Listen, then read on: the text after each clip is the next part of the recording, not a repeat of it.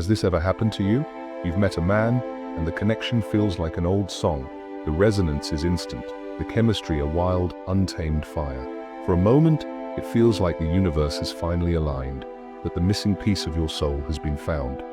Yet, somewhere along the line, the beautiful melody turns dissonant, the fire begins to scorch instead of warm, and the connection that once felt like a cosmic reunion starts to feel more like a cosmic entanglement, a knot of insecurity, expectation, and codependent behavior.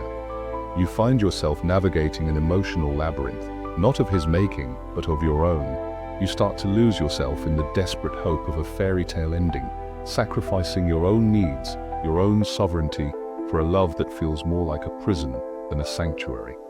This isn't a story of a bad man. This is a story of a woman who has not yet met her own full, terrifying, and beautiful self. This is the great deception of modern romance, the myth of the missing half. We're taught to believe that we are incomplete, that our value is a half-empty cup, waiting for a man to fill it. We're fed a narrative where our worth is defined by our relationship status, our happiness contingent on another's presence. And so we go out into the world, not as sovereign beings, but as seekers seeking validation, seeking completion, seeking a mirror to reflect back a version of ourselves we're not brave enough to see on our own. This is the shadow dance of projection. We project our unfulfilled needs, our unhealed wounds, our idealized fantasy of love onto another person. The man becomes a canvas for our own unconscious desires and fears. We see not him, but the archetype of the hero, the savior, the king, all roles we have failed to integrate into our own psyche. We demand that he live up to an impossible ideal, and in doing so, we cripple his humanity and suffocate his spirit. Consider the archetype of the wounded healer. She carries the scars of her past, the neglect, the abandonment, the unworthiness, not as burdens, but as secret maps. She is drawn to men who mirror her unhealed pain, men who are emotionally unavailable, men who are in need of fixing. She believes that if she can just love him enough, if she can just save him, she will, in turn, heal herself. This is the ultimate act of self-betrayal. The Stoic philosopher, Epictetus, reminds us that he who is unhappy is so only by his own fault. Our unhappiness in love is not caused by the man's actions, but by our own internal state of deficiency. We are the source of our own suffering because we have yet to claim our own power. We are the architects of our own emotional turmoil. True love is not about two incomplete halves clinging to each other for survival. It's about two whole, individuated beings coming together to create something greater than themselves. It's about a man and a woman who have done the difficult, painful work of confronting their own shadows, of integrating their own fractured parts, and of reclaiming their own wholeness. This is the alchemical marriage, not of two people, but of two souls who have already made peace with themselves. The first step in this alchemical process is the journey into the shadow. This is the most frightening part, for it requires you to look at all the parts of yourself you have rejected and denied. The anger, the jealousy, the neediness, the fear of abandonment. These are not flaws to be ashamed of, but untamed parts of your wild, instinctual nature. They are the unconscious drivers of your destructive relationship patterns. You must stop blaming the man for your pain and begin to see him as a mirror, a necessary catalyst for your own personal growth. He is not the source of your suffering, he is simply the instrument that reveals it to you. The ancient Roman emperor and Stoic philosopher, Marcus Aurelius, wrote that the soul becomes dyed with the color of its thoughts. If your thoughts are consumed with fear and lack, your reality will reflect that back to you in the form of dysfunctional relationships. But if you can train your mind to focus on your own inherent worth, your own strength, and your own sovereignty, you will begin to attract relationships that reflect that back to you. The shift is not in the man you choose, but in the woman you choose to become. The journey into the shadow is an act of radical self-honesty, a descent into the forgotten caverns of your own soul. It is there that you will find the lost and discarded parts of yourself, the untamed wild woman, the innocent child, the fierce warrior, the wise sage. You have suppressed them for so long, trying to fit into a mold that was never yours to begin with, a mold designed by societal expectations and patriarchal narratives. But these parts of you are not flaws. They are your innate powers, your untapped potential. To find them is to find your sovereignty. To reintegrate them is to become whole. This is the ultimate act of self-love, and it is the only true prerequisite for a healthy relationship. For how can you expect a man to see your value if you have not yet claimed it for yourself? The man you are seeking is not a savior, he is a mirror. If you are a woman who has not yet done the work, you will attract a man who reflects your own incompleteness. He will be emotionally unavailable, or he will be a work in progress who needs you to fix him. He will be a man who is not yet whole, because you, in your woundedness, are not yet whole. The alchemical marriage is not a negotiation. It is a resonance. It is the coming together of two whole, sovereign beings who have already found their own centers. They are not seeking to be completed by the other. They are seeking to create something new, something beautiful, something more. This is the difference between a codependent entanglement and a true partnership. In a codependent relationship, the two people are fused together, their identities blurred, their individualities lost. One person's happiness is dependent on the other's, and their fear of abandonment creates an invisible chain that binds them. The relationship becomes a cage, not a sanctuary. A true partnership, on the other hand, is a dance of two separate, distinct beings. They are connected, but they are not one. They can be alone without feeling lonely. They can disagree without feeling threatened. They can be their full, authentic selves, without fear of rejection. This is what it means to be an individuated being. To achieve this, you must first become your own hero. The hero's journey is not just for men, it is a universal archetype. You must face your own dragons, slay your own demons, and rescue yourself from the prison of your own making. This journey begins not by seeking a man to save you, but by recognizing that you are the one you have been waiting for. You must learn to parent yourself, to give yourself the love and validation you have been craving from others. You must become your own source of security, your own rock, your own sanctuary. This is the only way to break the cycle of projection and CCD codependency. You must become the man you wish to attract, not in a literal sense, but in a psychological and emotional sense. You must cultivate the qualities you desire in a partner's strength, integrity, emotional intelligence, and a sense of purpose within yourself. For like attracts like. The man who is seeking a queen is not looking for a woman who is desperate for a king. He is looking for a woman who is already a queen in her own right, a woman who already sits on her own throne. And what is a queen? She is a woman who has claimed her own power. She is a woman who knows her own worth, not because a man told her so, but because she has done the work to discover it for herself. She is a woman who is not afraid to be alone, because she knows that she is her own best company. She is a woman who is not afraid to set boundaries, because she values her own emotional well-being above all else.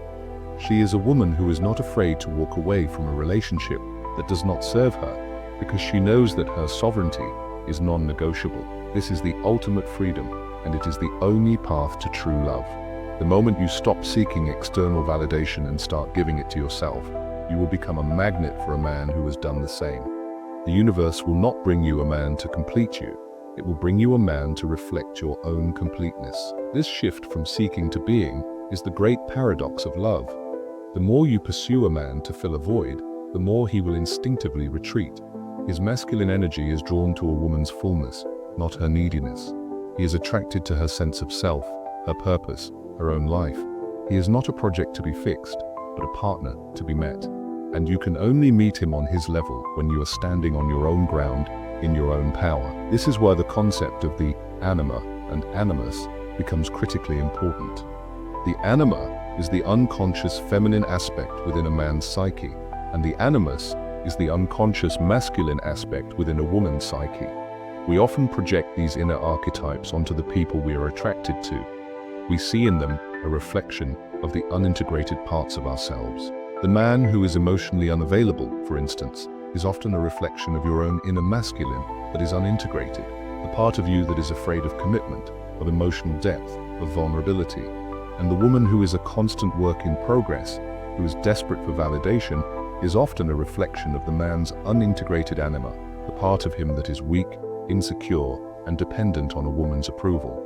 The alchemical marriage is not about finding a man to complete you, but about integrating your own inner animus and anima. It's about a man doing the work to connect with his own emotional depths, and a woman doing the work to connect with her own power and purpose. When you have done this work, when you have become a whole, individuated being, you will not need a man to feel complete. You will choose to be with him because you desire his presence, not because you need his validation. This is where the wisdom of the Stoics becomes so relevant. Seneca said, "If a man knows not to which port he sails, no wind is favorable." The same was true for a woman seeking love. If you don't know who you are, what you stand for, and where you are going, no relationship will be favorable to you. You will be tossed about by every emotional storm, your happiness dictated by the whims of another person. The only way to find your true north is to turn inward, to do the hard work of self-discovery, and to anchor yourself in your own sense of self-worth. This is not selfish, it is the most selfless thing you can do. For when you are whole, you are able to give love without conditions, without expectation, without the subtle manipulation of neediness. You are able to be present with a man, to see him for who he truly is, and to love him for that person, not for the idealized fantasy you have projected onto him. The shadow work you do is for you and for you alone. It is not a means to an end, a tool to attract a man.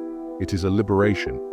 It is the dismantling of the old self, the self who believed she was not enough, and the creation of a new self, a self who knows her own inherent value. This new self is not fragile, she is resilient. She is not a victim of her circumstances, she is the master of her destiny. She is not a half looking for a whole, she is a whole looking for another whole, to build something magnificent with. The most powerful act a woman can perform is to say, "I am enough, as I am, right now." From that place of radical self-acceptance, the landscape of your relationships will change entirely. You will stop attracting men who need to be fixed and start attracting men who are already whole. You will stop attracting men who are afraid of your power and start attracting men who are drawn to it. You will stop attracting relationships that feel like a cage and start attracting partnerships that feel like a launch pad. And this is where the trauma and the wounds begin to surface.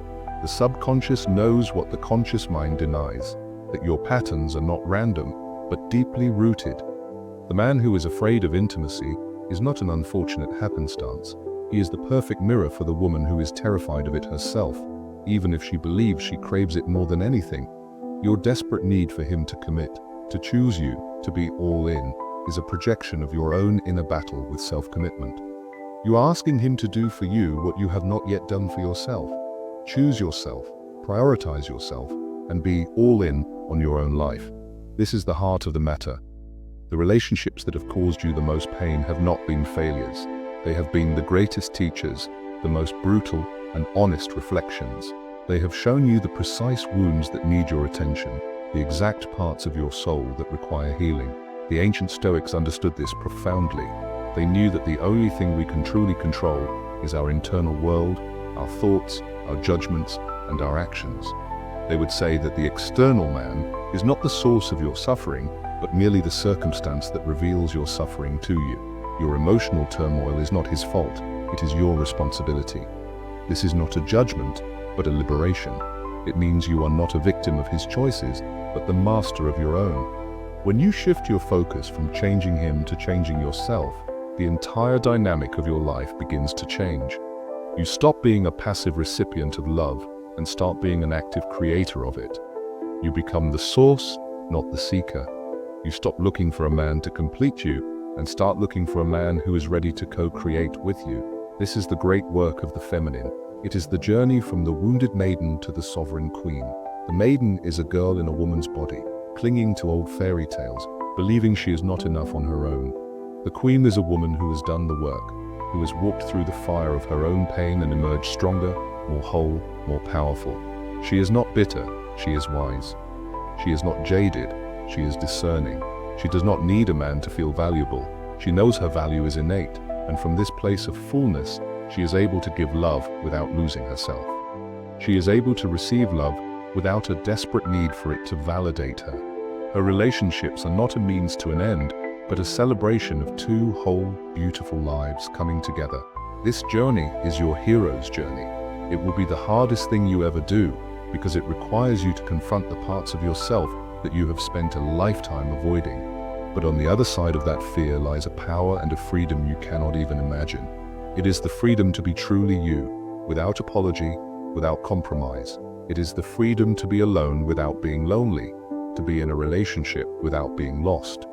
It is the freedom to choose a man who sees you, all of you, your light and your shadow, and loves you for the masterpiece you are, a masterpiece still in the making.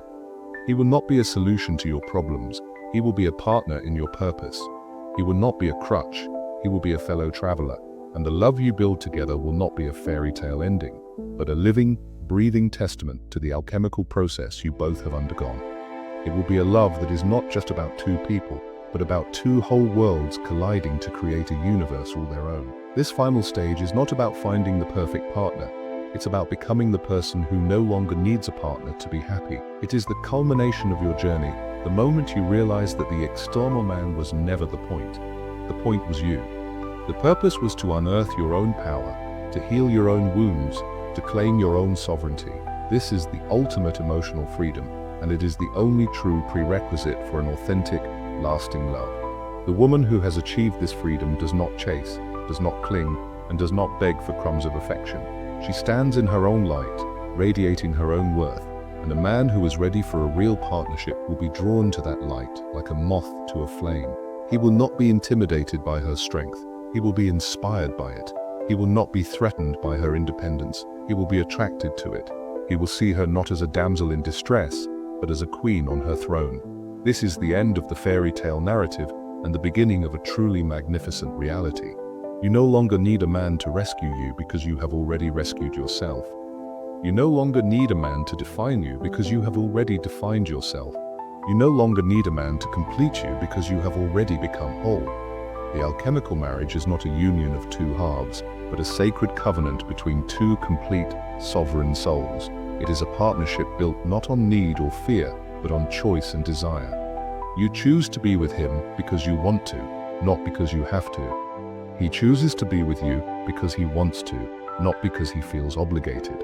This is a love that is a living testament to the power of self-work, the beauty of personal growth, and the profound liberation that comes from facing your own shadows. In this state of emotional freedom, you are no longer a victim of your past, but the master of your future. You are no longer defined by your wounds, but by your strength. You are no longer a prisoner of your own insecurities, but a queen in your own kingdom. This is the power that resides within you, a power that has been dormant for too long. It is time to awaken it. It is time to claim your throne. The man who is worthy of you is not the man who will complete you, but the man who will witness your completeness and celebrate it. He is not the man who will fix your problems, but the man who will hold your hand as you face them together. He is not the man who will give you a fairy tale ending, but the man who will build a real-life masterpiece with you, one day at a time. This is the greatest love story you will ever experience, and it begins not with a man, but with you. To end.